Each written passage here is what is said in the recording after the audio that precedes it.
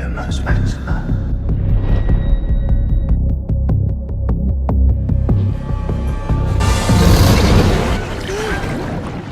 Cut there. Very nice, Dan. Do you want to go to the habitat for a minute? Hey everyone, in this video we're going to be assembling the LEGO set for the second task of the Tri-Wizard Tournament and exploring how those scenes were filmed. Daniel Radcliffe suffered 2 ear infections with the 42 hours he spent underwater while filming the second task. He's the boy who lived and the man who made millions. I'm sure he'll be just fine. The tank itself holds about 500,000 gallons of water. It's probably the best tank in the world for filming.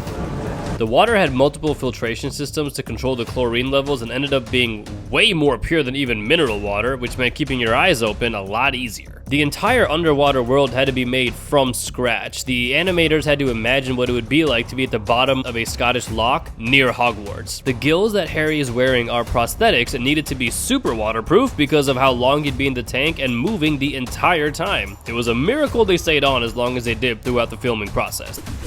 Creating fantasy creatures in any movie or environment is going to be a big challenge because there's so little that you can reference. It was important for the filmmakers that the mermaids do not resemble people in mermaid suits, which is why the tails are vertical like fish and not horizontal like a mammal. In addition, Harry's fins are horizontal. They needed to be as big as a contrast between the humans and magical creatures while still maintaining the feminine qualities on these mermaids.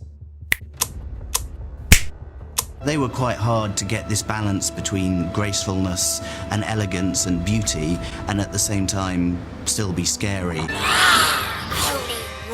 Like the mermaids, the Grindylows were 100% CGI, except this time they had a little bit more to reference. They checked out animals such as squid and octopus to try to get some of the skin texture from them, and it's a process of iterations of creating something and discussing it and changing it until you eventually come up with a creature that everyone's happy with. In order to show the Grindylows pulling Harry deeper into the Black Lake, the filmmakers actually hired some scuba divers in blue suits to yank and pull down Daniel Radcliffe, and they were filming this and replaced them with all the animated little creatures. Needless to say, both the scuba divers and the Grindylows failed in their mission.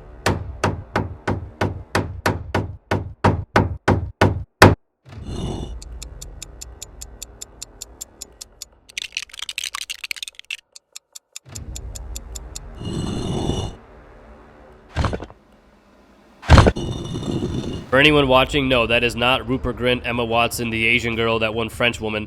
Those are actually just wax figures with wigs on them.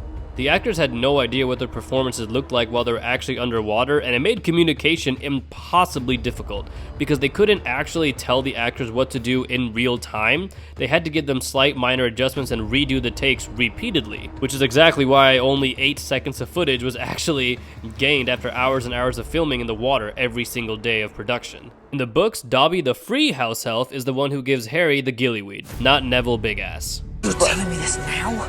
The same tank was used to film the underwater scenes of Harry Potter and the Deathly Hallows Part 1 while Harry's getting the Sword of Gryffindor from underneath the frozen lake. What we the viewers see as ice was actually a giant sheet of wax that Daniel Radcliffe was acting against. For those of you who made it to this point in the video, let me know what you guys think. If you liked it, tell me why. If it sucked, tell me where to improve. But thank you all for making it this far and have the best rest of your day.